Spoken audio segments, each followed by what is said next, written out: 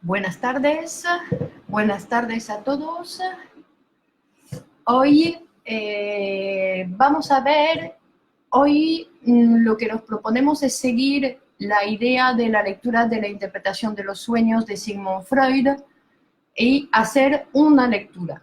Como ya hemos visto, como ya podemos suponerlo, hay muchas lecturas posibles y eso va a ser una de ellas. Vamos a seguir el texto de la interpretación de los sueños de Sigmund Freud, del capítulo 2, que se llama El sueño es una realización de deseo, y también vamos a utilizar la lectura que ha realizado Miguel Oscar Menaza, el director de la Escuela de Psicoanálisis y Poesía Grupo Cero, aquí en Madrid, en su libro Freud y Lacan, Hablados 1. Mi nombre es Clémence Lunis y trabajo como psicoanalista para todo aquel que lo desee. Hablar en libertad es una posibilidad que todo ser humano tendría que poder aprender. Estoy a vuestra disposición. Bueno, en este segundo capítulo de la interpretación de los sueños ya hemos llevado a cabo junto con Freud y Miguel Oscar Menaza una primera interpretación lírica con el sueño de Irma, que vimos el martes pasado, que dice que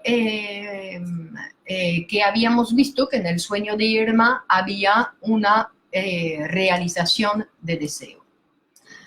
Entonces dice que ahora, al empezar el segundo capítulo, dice: nos hallamos envueltos en la luminosidad de un súbito descubrimiento. Es decir, que estamos delante de un nuevo espacio, un nuevo espacio con mucha luz, donde hay muchas posibilidades. Hemos visto que el sueño es un acabado fenómeno psíquico, que es un producto del inconsciente complejo, es un producto que es complejo, y es precisamente una realización de deseo. Que el sueño constituye el resultado de una actividad intelectual altamente complicada. Iremos viendo en los diferentes capítulos toda la complejidad, cómo funcionan los sueños, cómo se producen.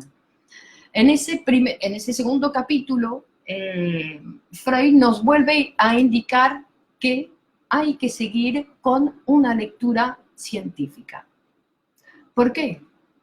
Primero, porque es imprescindible para poder descubrir lo nuevo, y también para no caer en la lectura ingenua, que la lectura que nos lleva, por ejemplo, una de las lecturas ingenuas es comparar lo que escuchamos con algo conocido. Si comparo con algo conocido, pierdo la novedad, que es lo que muchas veces solemos hacer. Entonces, dice, es algo muy importante para no... Claro, porque muchas veces lo que hacemos es justamente compararlo con algo conocido. ¿Para qué? Para no dejarnos tocar por la novedad. Lo comparamos enseguida con algo conocido, que es un mecanismo que utilizamos, ¿no?, para no dejarnos tocar, porque si podemos ver la novedad que nos aporta Freud, un lector, cuando no cae en la lectura ingenua de comparar con algo conocido, por ejemplo, ¿qué pasa? Es que no nos transformamos, porque la idea, con una lectura, todas las lecturas tienen que transformar al lector. No solamente la interpretación de los sueños, sino las lecturas en general, tienen que transformar el lector, porque si no, podemos decir que no hubo lectura. Por eso que decimos que para poder leer, sobre todo leer un texto científico como es la interpretación de los sueños, hay que tener instrumentos para no caer en esa lectura ingenua, que es la más prejuiciosa de todas.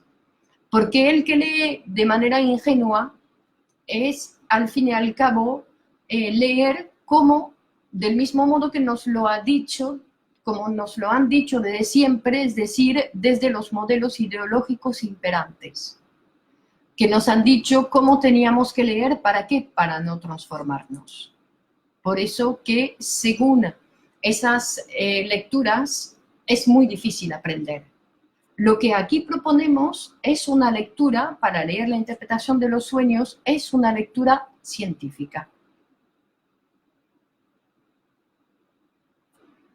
Es una lectura científica, porque la lectura ingenua no solamente lee los libros, sino que cuando hablamos de leer, hablamos de la lectura de todos los fenómenos de nuestra vida.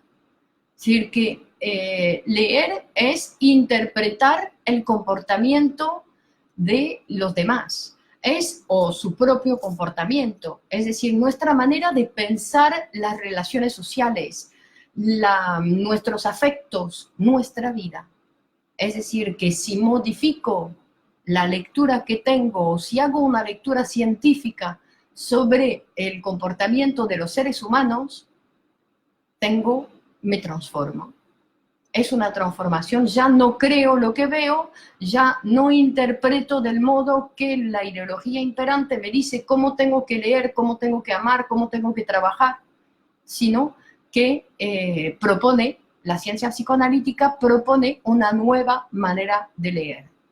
Ya que esa manera de leer a la cual estamos acostumbrados, ¿no?, es el más alto grado de sometimiento del hombre en las sociedades contemporáneas. Es decir, que pensar y leer ingenuamente es así como nos sometemos, digamos, a esa manera, a como nos han dicho que teníamos que hacer. ¿Y qué es una lectura científica? Pues una lectura científica es la lectura que va a venir a proponernos una tesis y que después, ¿qué tenemos que hacer? Seguir la tesis. Es decir, no dejarnos distraer por las ideas que pueden surgir en ese momento, que va a venir a poner en duda lo que se dice, por ejemplo, sino que lo que nos conviene es rastrear en el texto todo lo que viene a comprobar la tesis. ¿Para qué? Para ir hasta el final, para ver realmente lo que nos viene a decir Freud, que en este caso nos viene a decir que el sueño es una realización de deseo, pero es una realización de deseo después de la interpretación, o más bien, va a tener sentido el sueño después de la interpretación. Es decir, que tenemos que dejar de lado todo lo que va a venir a desviarnos de la propuesta primera. Vamos a decir ahí. Entonces, en la primera clase, que ya habíamos visto que también nos convenía hacer una lectura científica, para poder ver si podemos entrar en ese nuevo campo que nos propone Freud.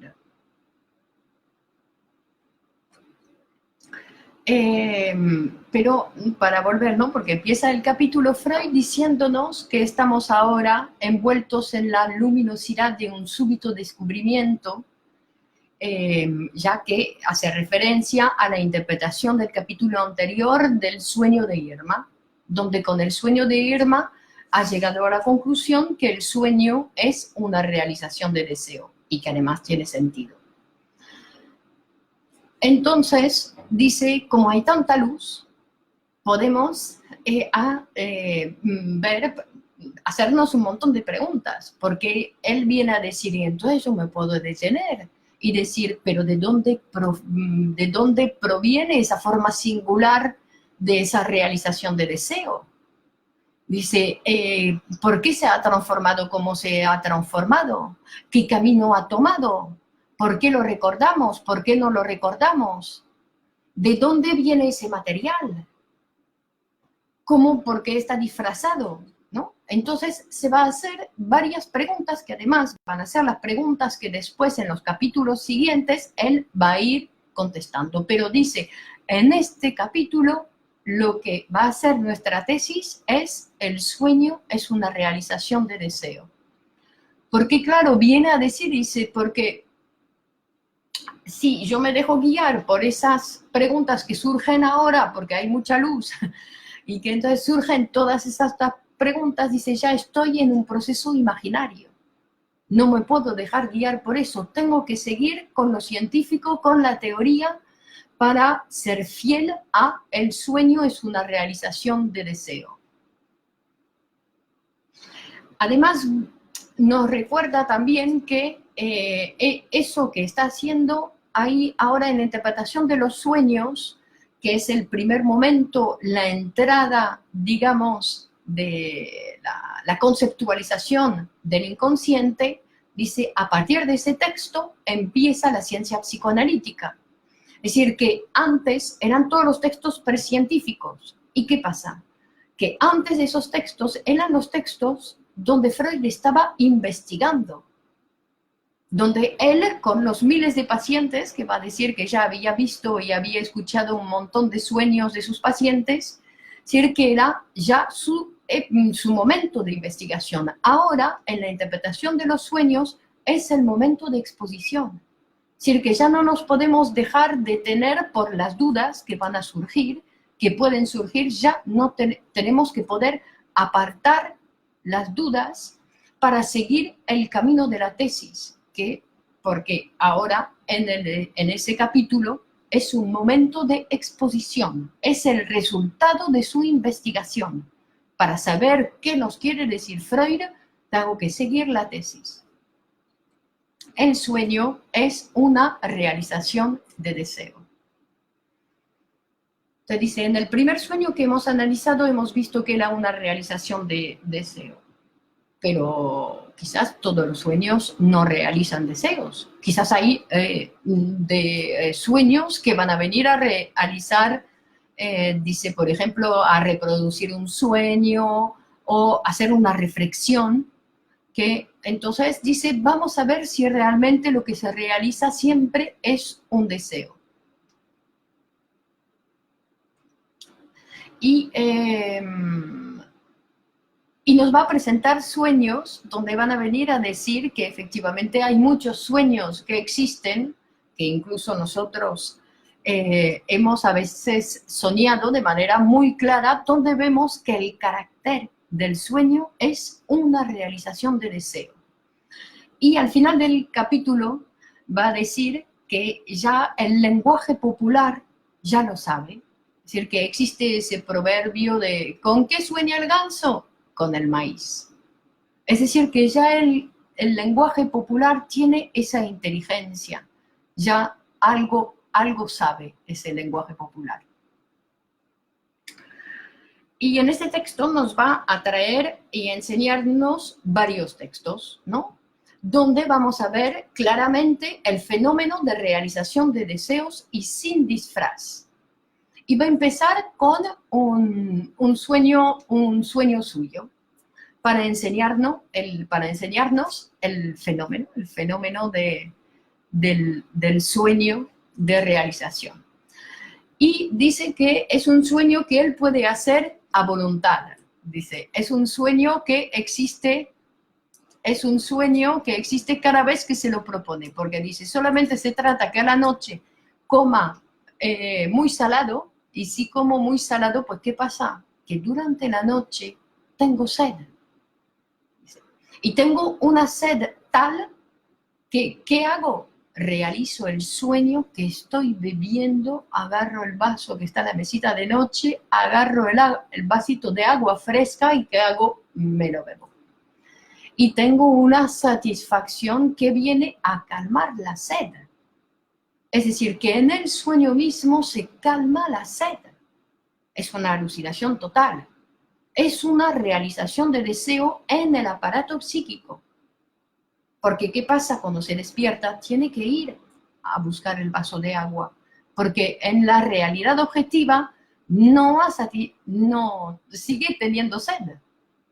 Es decir, que ahí lo que con ese pequeño sueño, que además muchas veces nos ha pasado con ganas fisiológicas, digamos, durante la noche, que vamos a satisfacer soñando, dice, se llama un sueño de comodidad.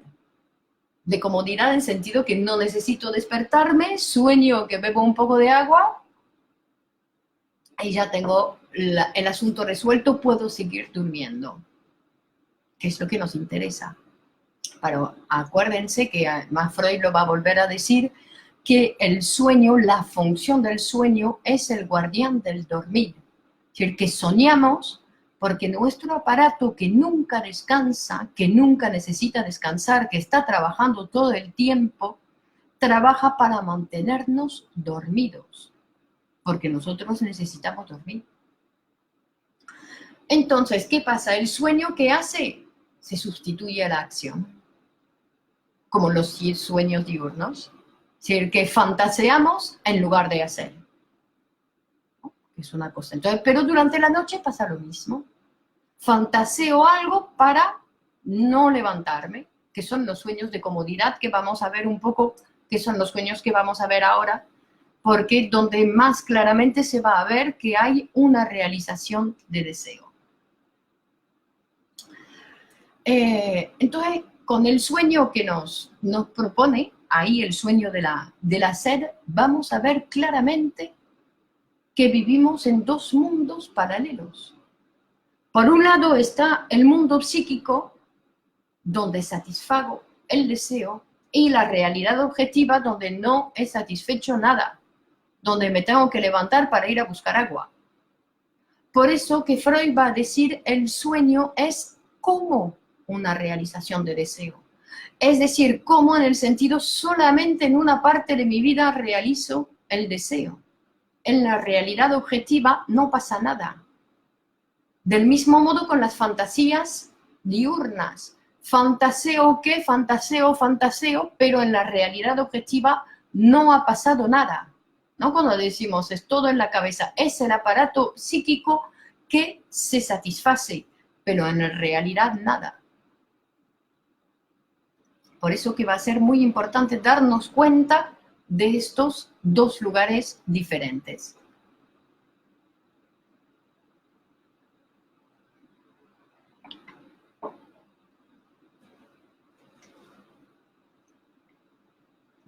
Primero entonces nos cuenta su sueño de la sed y después nos va a contar una serie de otros sueños donde nos va a enseñar muy bien esa realización de deseo, esos sueños de comodidad que solemos hacer para mantener el dormir.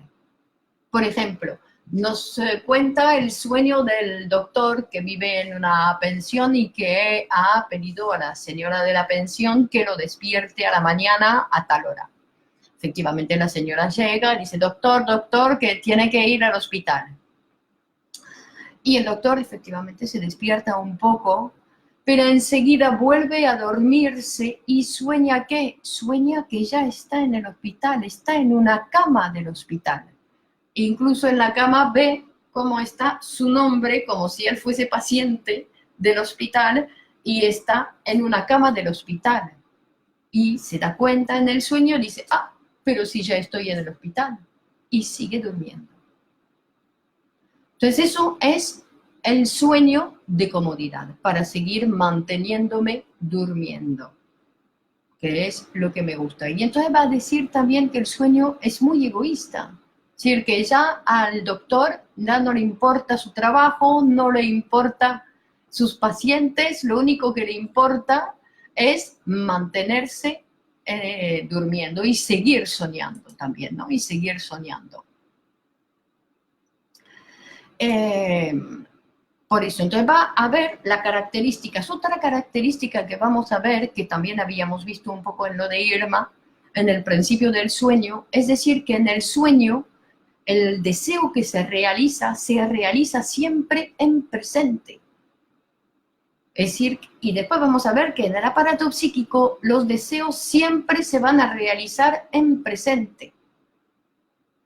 Todos los sueños, ¿no?, que vamos a ver son realizaciones en presente. Después va a contar otro sueño de una señora que pasó por una operación de la mandíbula y que la operación salió algo mal y entonces tiene que llevar un aparato en la boca. para la mandíbula. Y entonces es un aparato aparentemente muy desagradable. Entonces sueña por la noche que está en el palco de la ópera y que la representación es extraordinaria. Pero en cambio, dice, ¿no? En el relato del sueño, dice, en cambio, Carlos Meyer se halla en el sanatorio y padece horribles dolores de cabeza. Entonces, la mujer se dice, como a mí no me duele nada, no necesito ya el aparato. Y agarra, durmiendo, agarra el aparato y lo tira. Sueño de comodidad. Realización de deseo, a mí no me duele nada, tengo la boca bien y no necesito el aparato. Después también Freud va a subrayar también y va a decir que el Carlos Meyer, que va a traer ahí como personaje de su sueño, dice, es uno, la mujer dice, es uno de mis amigos, es uno de mis amigos que menos me gusta, dice, ¿no? Para ponerle dolores de cabeza.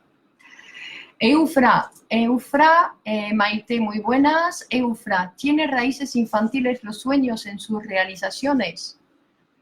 Vamos a ver que todos los sueños tienen raíces infantiles. Eso lo vamos a ir viendo en los otros textos, que efectivamente el motor del sueño es una realización de deseo sexual infantil y reprimido.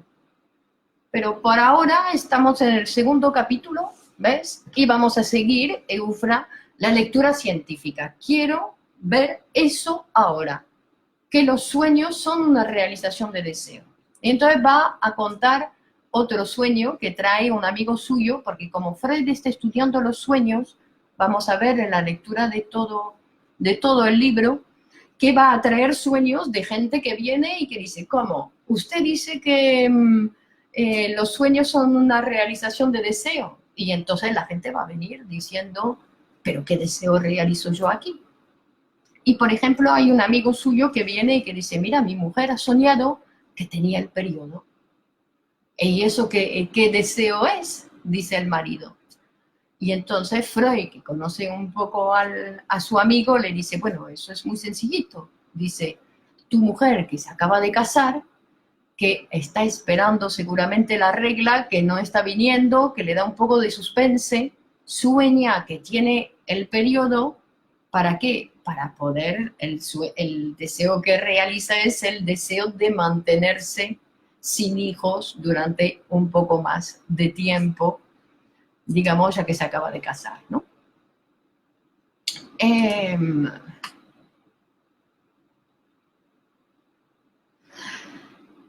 Entonces, después va a traer, efectivamente, va a traer sueños muy sencillos, que son los sueños de los niños y que se presentan sin disfraz ninguno. Porque hay un rendimiento psíquico que es más sencillo, es decir, que hay menos censura, hay menos represión y son menos complicados que los sueños de los adultos. No siempre, ojo, hay sueños hemos visto en el caso del pequeño Hans, donde vamos a ver que el niño que tiene 5 o 6 años, o un poco menos, que va a traer sueños que tienen su complejidad. Pero aquí él nos va a presentar sueños donde, ¿para qué? Para demostrar que todos los sueños realizan un deseo. Y va a traer el sueño de un hijo suyo que durante las vacaciones estaban de vacaciones en la montaña y se hablaba de un monte y que el niño tenía muchas ganas de ir al monte, porque además le habían hablado, vamos a ir de excursión, vamos a ir a la cima del monte tal, y eso.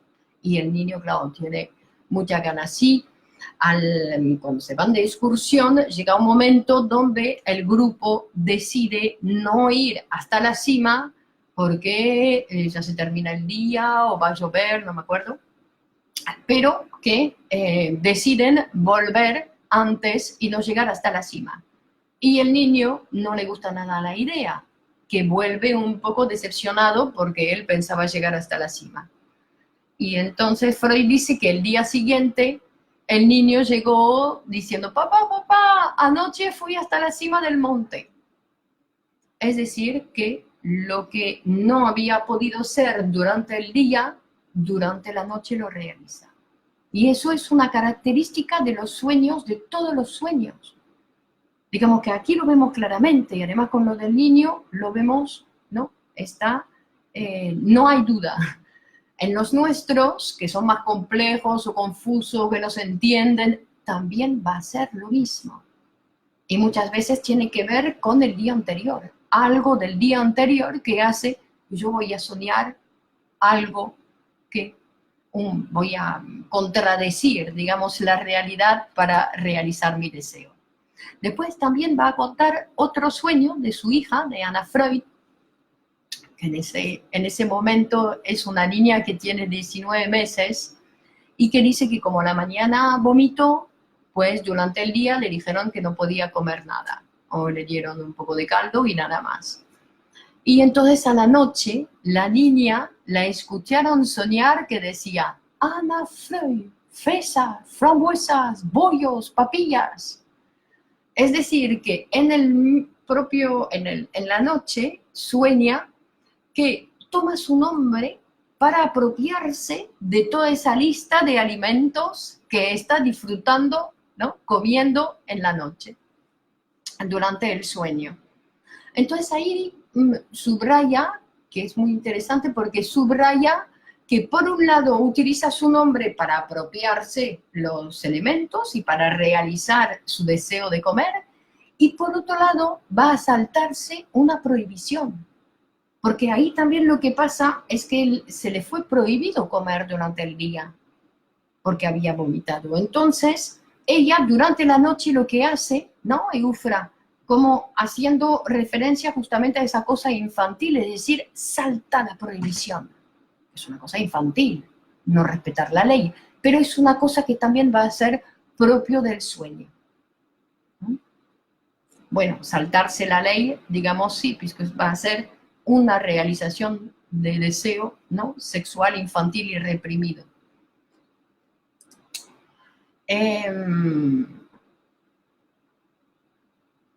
Después también va a traer otro sueño, que es el sueño de la abuela de la niña, que ya tiene 70 años y que también está con un régimen, que también tiene una dieta porque tiene problemas renales. Y entonces sueña que está invitada por unos amigos, que seguramente además está más joven. Entonces sueña que está más joven, que está invitada por unos amigos y que le sirven unos platos exquisitos de comida, y durante la noche también aprovecha para poder comer todo lo que no le permitieron durante el día, ¿no? Podríamos decir que es como un sueño similar al sueño de Anna Freud.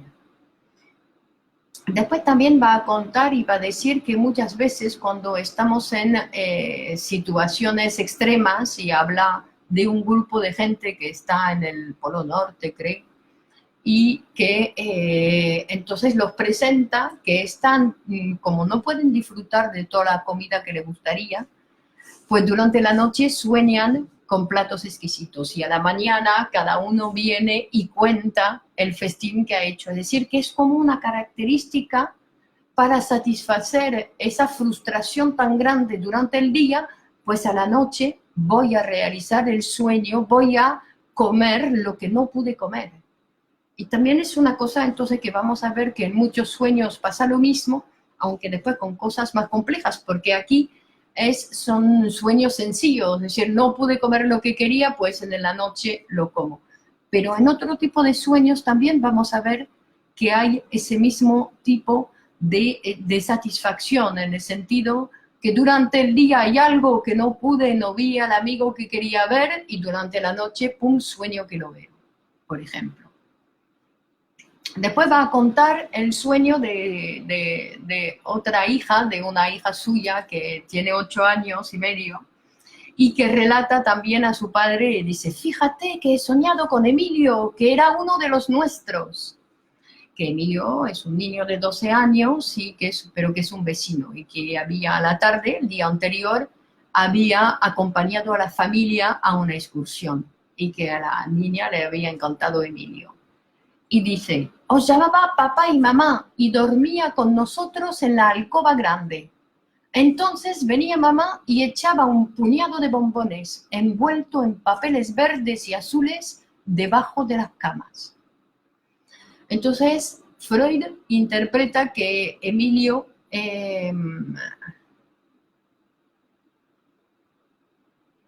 que la niña, que le había pasado, ¿no? Que lo hizo porque durante el paseo, durante la excursión, Emilio había, ¿no? Llamado, había dicho, esperad a papá y mamá, ¿no? Hay que esperar a los padres. Y entonces la niña transforma todo eso, ya se apropia, lo hace hermano suyo, digamos, al Emilio que encuentra simpático, y que también lo de los bombones, dice Freud, que su mujer le dijo que efectivamente al final de la excursión ella les dijo que no, que ellos querían sacar bombones de una máquina y ella dijo que la mamá dijo que no. Entonces lo mismo, la niña se da el gusto de tener que directamente es la madre que le había dicho que no en el día, pues en la noche le dice que sí y le tira los bombones, los caramelos, los bombones, le tira los bombones en la cama, debajo de la cama. Y eso también va a venir a decir Freud, ahí eso de debajo de la cama ya no podemos saber por qué está debajo de la cama.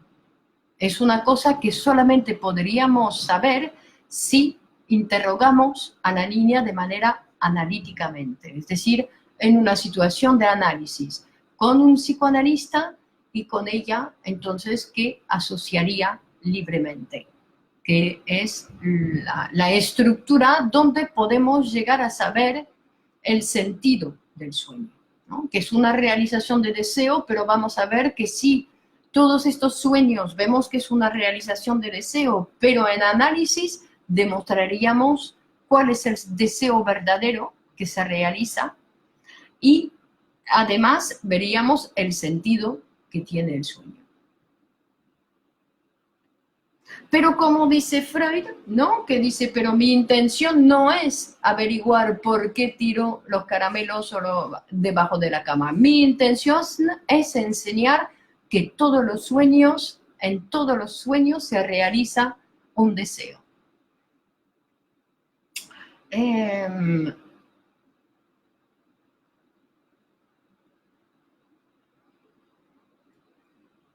Entonces la frase del principio, que era el sueño es una realización de deseo, va a pasar a ser el sueño es como una realización de deseo. Es decir, que vuelve a marcar los dos lugares, mi realidad psíquica y mi realidad objetiva. En el sueño realizo un deseo en la realidad psíquica, pero en la realidad objetiva no hay nada, ¿no? Que es una cosa muy, muy importante, porque vamos a ver que muchas veces el sujeto se queda en esa realidad psíquica, donde siente que está en satisfacción, que está realizando deseo, pero que no pasa nada en su vida. Y también vamos a ver porque lo que va a subrayar ahí, tomando el texto de Miguel Oscar Menaza de Freud y Lacan hablados uno, nos viene a decir que es por eso que el psicoanalista no puede intervenir en la realidad objetiva del paciente. No puede opinar, no puede juzgar, no puede decir nada, sino que lo que va a escuchar el psicoanalista siempre es la realidad psíquica. De ahí la importancia de la necesidad de la formación del psicoanalista para poder escuchar esa realidad, porque está en el discurso del paciente, va a estar las dos realidades. Siempre. Entonces digo, dos realidades en el sentido que yo digo lo que digo y pienso y creo lo que digo. Y otra cosa es lo que el psicoanalista va a escuchar, que también lo estoy diciendo, pero él escucha otra cosa. De ahí la importancia también de tener un psicoanalista, porque si no, uno no puede saber. cuando decimos el sueño es una realización de deseo después de la interpretación. ¿Okay? Es decir, que esos sueños que nosotros, porque claro, ahí son sueños de comodidad. O sea, los sueños de comodidad son sueños para poder seguir durmiendo, ¿no? Entonces, ahí digamos que si los pasamos por interpretación, ojo, ya saldría otra cosa, ya sería otro deseo. Por eso que después de pensar eso, dice, no podemos solamente hacer la descripción del aparato psíquico y decir, bueno, el aparato psíquico funciona así, como si no tuviese que ver conmigo, como si estuviese hablando de otro tipo de mecanismo. No tiene que ver conmigo. Es decir, que ahora, como yo sé que existen estas dos realidades y que yo vivo en estas dos realidades, ya no me puedo creer cuando yo digo me duele la cabeza porque hay mucho humo. Ya no me lo puedo creer. Que eso es el discurso manifiesto. Pero si asocio libremente sobre la frase me duele la cabeza porque hay mucho humo y empiezo a asociar, voy a ver que no me duele la cabeza por eso. Y que voy a poder producir la causa, ¿no? Porque habíamos visto en las otras lecturas, en las otras retransmisiones, que el inconsciente se produce, que la interpretación se produce, y cuando se produce la interpretación, se produce la causa del sueño, ¿no? Iremos viendo ahí en las próximas retransmisiones. El próximo capítulo que vamos a leer es el siguiente capítulo, que se llama La deformación onírica, donde nos va a ir explicando por qué los sueños aparecen a veces más deformes que los que hemos visto hoy, ¿no?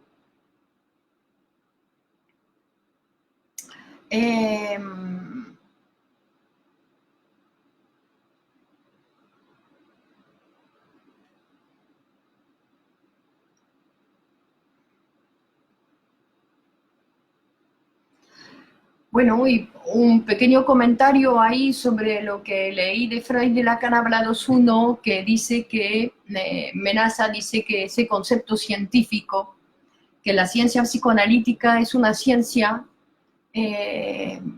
porque viene a desvelar una ceguera del ser humano. Es decir, que le va a venir a explicar al ser humano que él padecía sin entender que su manera de amar, por qué ama como ama, por qué piensa como piensa, por qué escribe su manera de escribir, por qué escribe como escribe.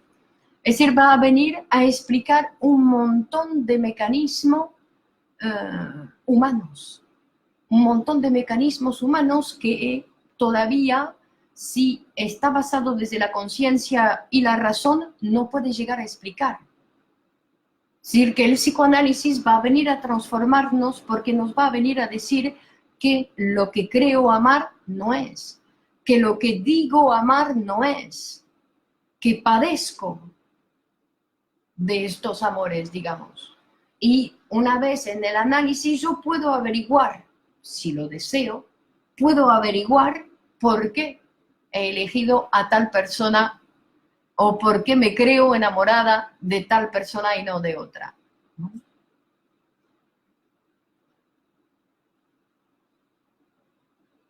Claro, porque viene a decir, claro, que si yo pienso cuando digo ayer soñé con usted, es ayer soñé con usted. Que eso es el discurso manifiesto. La verdad está en otro lugar. La verdad del sujeto está en otro lugar. Y que sin interpretación los sueños no tienen ningún sentido, solamente tienen la función de mantener el dormir.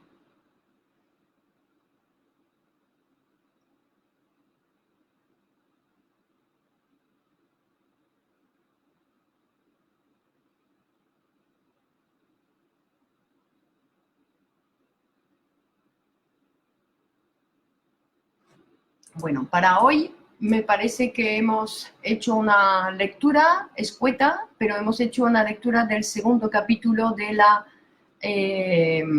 la realización de deseo, del sueño es una realización de deseo, donde hemos pasado a la segunda frase que viene a decir el sueño es como una realización de deseo. Ahí entramos en un nuevo en un nuevo espacio. Por hoy me parece que está bien. Si tenéis alguna pregunta que quizás pueda responder. ¿Queréis preguntar algo? O si no, el próximo martes será el 14 de agosto, pero nosotros vamos a seguir. El 14 de agosto a las 21 horas seguiremos con la lectura de la interpretación de los sueños de Sigmund Freud con el capítulo La deformación onírica. Y empezaremos directamente con este. Cuando en la realidad onírica el yo, ello y el superyo hacen parte de esa fantasía. Es que trabajan todos, ¿no? Que trabajan todos para la fabricación. Es decir, que el yo, el ello y el superyo son instancias. Son instancias. El fabricante, digamos, del sueño es el ello, ¿no? Es la energía, es el motor. El ello es el motor. Pero puede ser que en el sueño participe el superyo poniendo su punto, su juzgar, o qué sé yo, la necesidad de castigo que puede llegar a entrar también ahí, depende.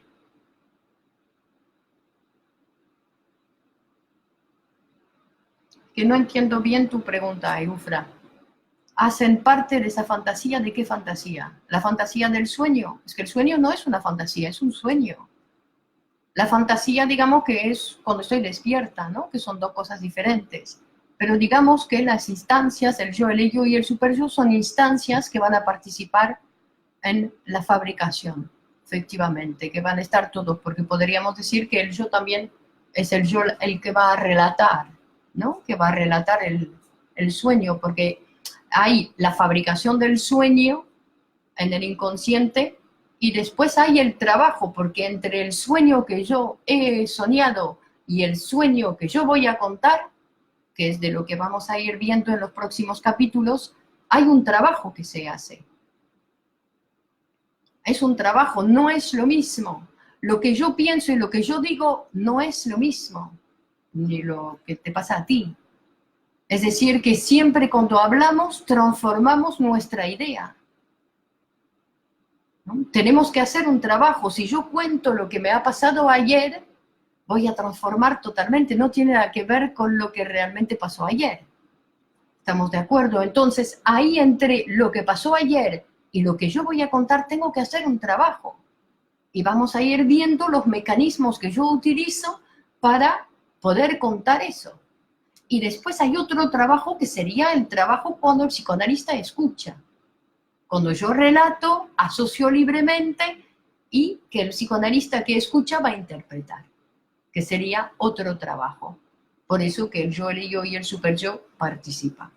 Porque como podéis ver, hay mucho trabajo, ¿no? Que son muchos trabajos psíquicos, muchos trabajos que hay que hacer para poder interpretar un sueño.